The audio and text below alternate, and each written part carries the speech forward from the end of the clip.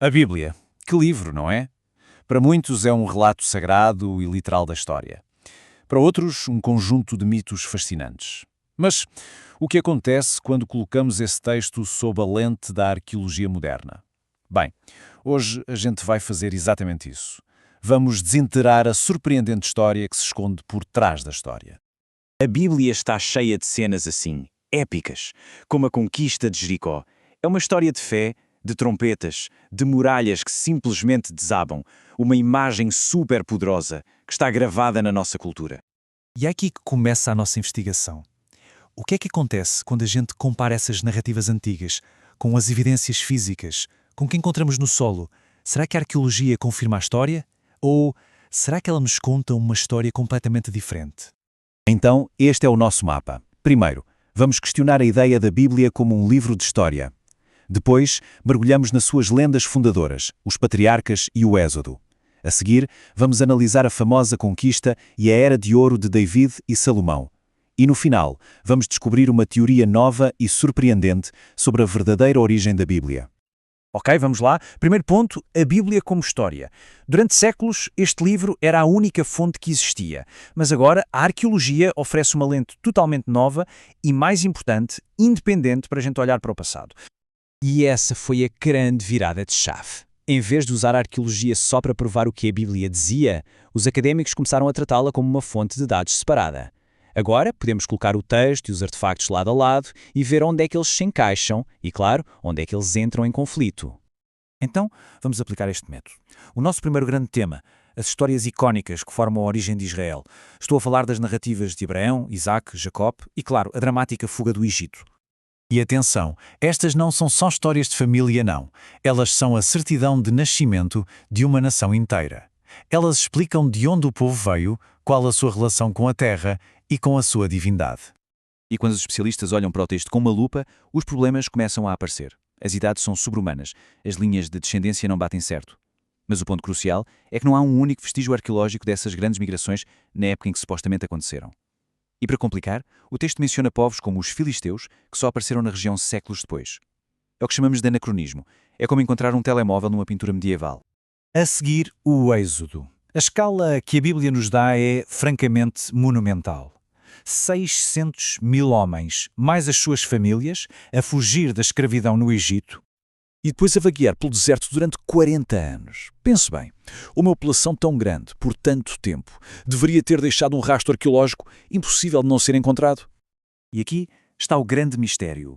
Apesar de décadas de buscas intensivas em toda a península do Sinai, os arqueólogos não encontraram nada.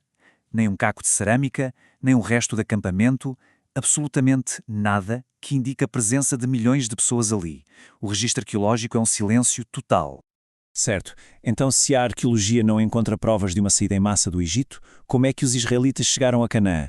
A Bíblia responde com a história da conquista, uma campanha militar relâmpago liderada por Josué. Vamos ver o que as escavações nos dizem sobre isso.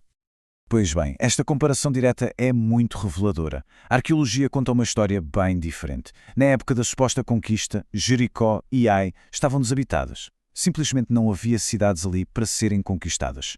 Já Azor, que era uma cidade cananeia importante, foi de facto destruída violentamente, mas a sua destruição parece fazer parte de um colapso geral de várias cidades por todo o Mediterrâneo Oriental e não o resultado de uma campanha militar única e coordenada.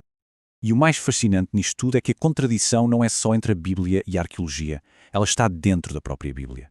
O livro de Josué descreve uma vitória esmagadora e rápida, mas o livro seguinte, o de Juízes, pinta um quadro muito diferente, um processo lento, gradual, de coexistência e conflito com os cananeus que continuaram lá. Esta imagem de um assentamento gradual leva-nos à era seguinte, a legendária Monarquia Unida.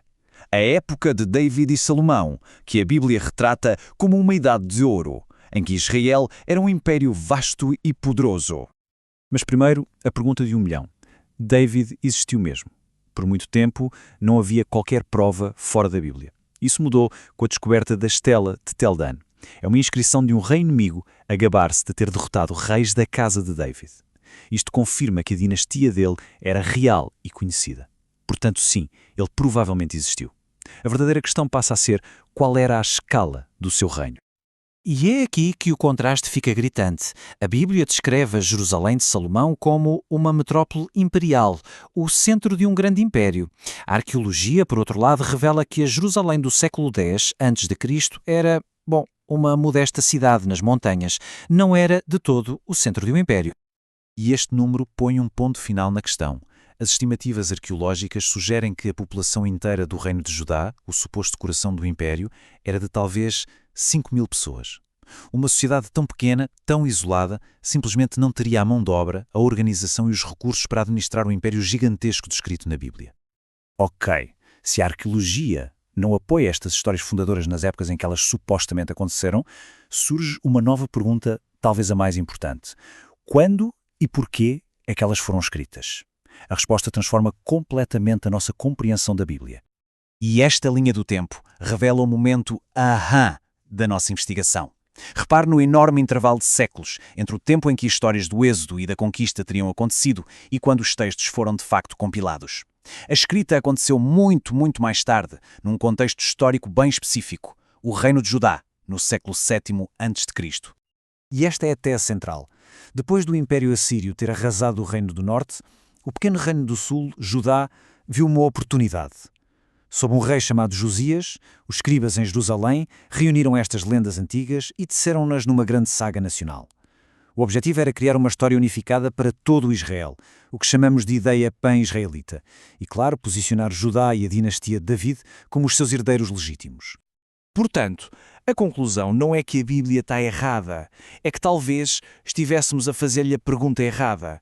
Ela não é um registro literal do passado distante.